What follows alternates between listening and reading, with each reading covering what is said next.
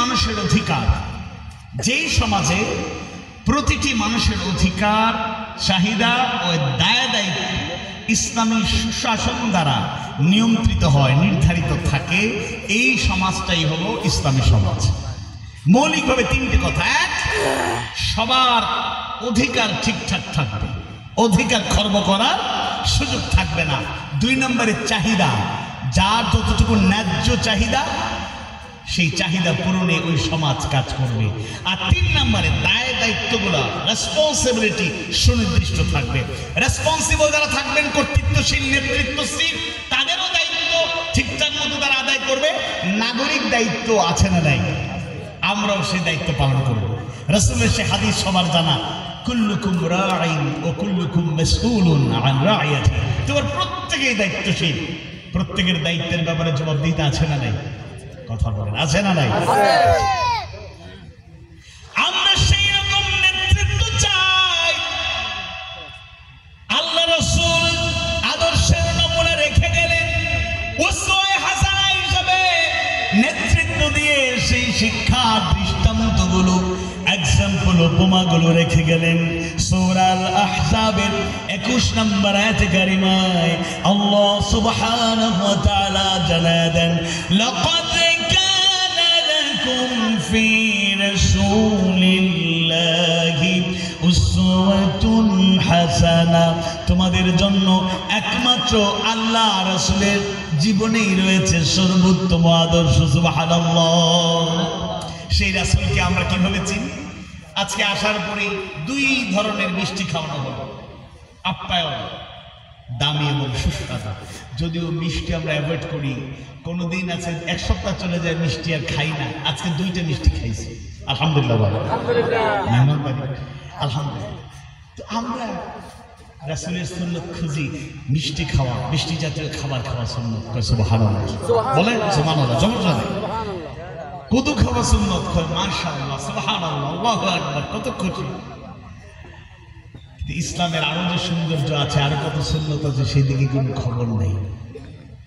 তাইফে আল্লাহ রাসূল রক্ত দিয়েছে, এটাও যে কত বড় সুন্নাত, অনেকে আছে কৌশলে অ্যাভয়েড করে। শিয়াবে আবু তালিব আল্লাহ রাসূল আর সাহাবায়ে কেরাম 3 বছর বন্দি জীবন কাটিয়েছেন, এটাও সুন্নাত, অনেকেই এবার নীরব থাকে। মক্কা ছেড়ে মদিনায়, মাতৃভূমি ছেড়ে অন্যত্র চলে যেতে হয়েছে, এটাও সুন্নাত, কথা বলতে চায় না। যুদ্ধের ময়দানে রাসূল সাহাবায়ে কেরাম অংশগ্রহণ করেছেন।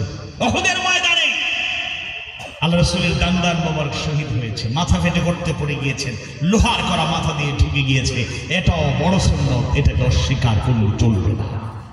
নখ কাটার নীতি থেকে শুরু করে, রান্নাঘরের সিস্টেম থেকে শুরু করে, রাষ্ট্র পরিচালনা, গোটা দুনিয়ায় আন্তর্জাতিক পরিমণ্ডলে নেতৃত্ব দেওয়ার জন্য রাসূল যে উদাহরণ সৃষ্টি করেছেন, সেটাও সুন্নাহ হিসেবে অনুসরণ করতে না পারলে প্রকৃত মুসলমানের কাতারে শামিল হওয়া যাবে না। ওমর ইবনুল খাত্তাব রাদিয়াল্লাহু আনহুর মতো শাসক, রাষ্ট্রনায়ক আল্লাহ রাসূল তৈরি করে গেলেন, আল্লাহ সুবহানাহু ওয়া তাআলা কবুল করে নিলেন। ওমর এমন একজন রাষ্ট্রনায়ক যিনি ঘোষণা দিয়েছিলেন, ফোরাতের তীরে একটা কুকুর যদি না খেয়ে মারা যায়, তার জন্য আল্লাহর কাছে জবাব দেয়া লাগবে। সুবহানাল্লাহ। রাষ্ট্রনায়ক, প্রেসিডেন্ট, আমিরুল মুমিনিন, খলিফাতুল মুসলিমিন, দায়িত্বের ভার, দায়িত্বের অনুভূতিটা কেমন, এই ফিলিংসটুকু আমাদের মধ্যে থাকা চাই। আমাদের যারা রাষ্ট্রনায়ক ছিলেন, নির্বাচনের আগে ধারে কাছে পাইছেন মোটামুটি, কিন্তু নির্বাচনের পরে আর কি পাওয়া গেছে? আমাদের নদী সাহেব তো একবার দেখলাম আঞ্চলিক ভাষায় বলতেছে, জেনতো উনি কবর দিয়ে দেবে, বুঝছেন? কাছে আসলে এরকমই, নেতা হওয়ার আগে ঠিকই অনেক তেল মালিশ করছে, ওনাদের তো আমার নেতা হওয়ার জন্য তেল মালিশও দরকার হয় নাই, কারণ ভোট ছাড়াই এমপি, দিনের ভোট রাতেই শেষ। এরকম ছিল নাকি? ছিল না। আমার তরুণ প্রজন্ম খুব খুশি, যারা ভোটার হওয়ার পর থেকে এখন পর্যন্ত ভোট দিতে পারে নাই, এরা প্রস্তুতি নিচ্ছে নির্বাচন কবে। তবে যদি সংস্কার না হয়, ওই আগের মতোই সব সিস্টেম থাকে, আপনি ভোট দেবেন এক জায়গায়, চলে যাবে আরেক জায়গায়। এই জন্য একটা অপেক্ষা করতে হবে এবং ভোটাধিকারটা এবার কোনো পার্সেন্টেজ কিছু নাই। আগে তো এই বিশাল ব্যবধান, এই ব্যবধান কিচ্ছু বুঝি না।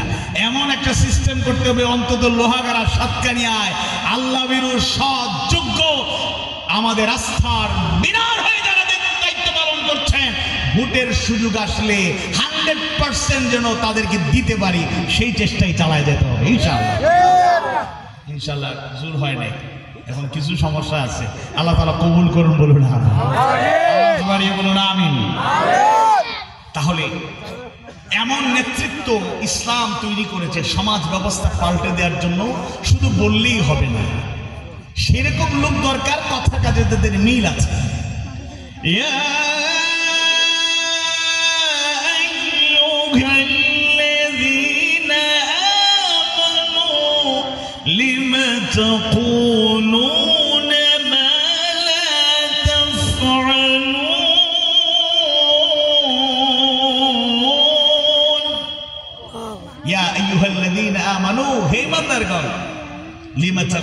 কেন এমন কথা বলো মা লা তাফআলুন, যা নিজে করো না।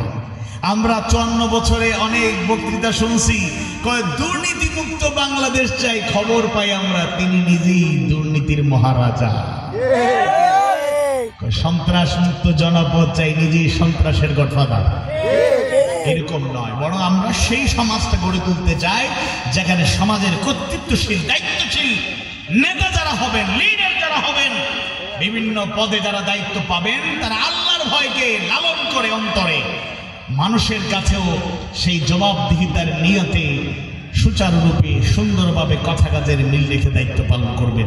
আল্লাহ বোঝার তৌফিক দিন, বললাম আমরা এমন একটা সমাজ গড়ে তুলতে চাই যে সমাজের বিশেষ করে মুসলিম অধ্যুষিত সেই ইসলামী সমাজে মুসলমানদের জবান থেকে কথা এবং কাজের মাধ্যমে ঘোষণা আসবে এরকম আল্লাহ তাআলা যেটা শিখায়া দিলেন সূরা আল আনআমের 162 নম্বর আয়াতে কারিমায় আল্লাহ সুবহানাহু ওয়া তাআলা জানায়া দেন, কুল ইন্না সলাতি ওয়া নুসুকি ওয়া মাহইয়ায়া ওয়া মামাতি লিল্লাহি রাব্বিল আলামিন। কুল বলো ইন্না সলাতি, নিশ্চয় আমার সালাত, ওয়া নুসুকি আমার কুরবানি কিংবা যাবতীয় ইবাদত, ওয়া মাহইয়ায়া আমার জীবন, ওয়া মামাতি আমার মওত, আমার ইন্তেকাল, আমার বিদায়, লিল্লাহি রাব্বিল আলামিন, লিল্লাহি একমাত্র যার জন্য আওয়াজ বাড়িয়ে বলুন তো তিনি কে? নামাজ হবে আল্লাহর জন্য, কুরবানি হবে আল্লাহর জন্য, যাবতীয় ইবাদত হবে আল্লাহর জন্য, জীবনটা হবে আল্লাহর জন্য, মৃত্যুটাও হবে আল্লাহর জন্য। যদি এরকম প্রত্যয় ব্যক্ত করা যায় তাহলে বোঝা যাবে ওই সমাজটা আসলে ইসলামী সমাজে রূপান্তরিত হয়েছে। বুখারীর বর্ণনায় বর্ণিত সেই হাদিস কারো জানা নয়, আল্লাহর রাসূল সাল্লাল্লাহু আলাইহি ওয়াসাল্লাম শিখিয়ে গেলেন, জানিয়ে গেলেন, মান আহাব্বা লিল্লাহি ওয়া আবগাদা লিল্লাহ ওয়া আ'তা লিল্লাহি ওয়া মানআ লিল্লাহ ফাকাদ ইসতাকমালাল ঈমান। যে ব্যক্তি কাউকে ভালোবাসলো আল্লাহর জন্য এবং কাউকে ঘৃণা করলো আল্লাহর জন্য, দান করলো আল্লাহর জন্য, আবার দান করা থেকে বিরত থাকলো আল্লাহর জন্য, ফাকাদ ইসতাকমালাল ঈমান, সুতরাং সে যেন তার ঈমানটাকে পরিপূর্ণ করে নিল। সুবহানাল্লাহ। ভালোবাসবো কার জন্য? আল্লাহর জন্য। কথা কি বোঝা যায়? সিলেটি ভাষা বলে যেতে মিলছে সব পড়ে দিতাম নেওয়া সিলেটি ভাষা।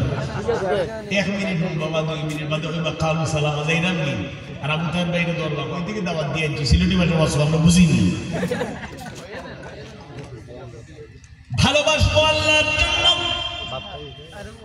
এমন একটা সমাজ আমরা গড়ে তুলতে চাই যে সমাজে ভালোবাসা থাকবে একমাত্র আল্লাহর জন্য। ভালো করে বোঝার চেষ্টা করুন, আল্লাহর জন্য ভালোবাসা যদি এটাকে মেনে নেওয়া যায় তাহলে প্রকৃত ভালোবাসা প্রকাশ পাবে। প্রকৃত ভালোবাসা প্রকাশ পাবে। অমুসলিমদেরকেও আমরা ভালোবাসবো, আন্তরিকতা দেখাবো, তাদের অধিকারটুকু পৌঁছে দেব। এই কারণেই, কারণ মানবতার এই কল্যাণ করলে যিনি খুশি হয়ে যান তিনি কে? আল্লাহ। রাসূল বলেছেন খায়রুন নাস, মানুষের মধ্যে ভালো মানুষ সেই ব্যক্তি মাইয়ানফাউন নাস, যে মানুষের উপকার করে, কল্যাণ করে। তাই আমরা মানুষের কল্যাণ করব, আল্লাহর জন্যই ভালোবাসবো, বলেন ইনশাআল্লাহ। মুসলমানদের ভালোবাসার কোনো ঘাটতি নাই। আর যাদের কপাল পোড়া, ভালোবাসা নাই বললেই চলে, এরা একদিনের জন্য কাঙালের মতো অপেক্ষা করে। নেগেটিভ কথা না, পজিটিভ কথা। বাবার জন্য ভালোবাসাটা অবশ্যই সব সময় থাকার কথা। বছরে 365 দিন, 12 মাস, প্রতি সপ্তাহে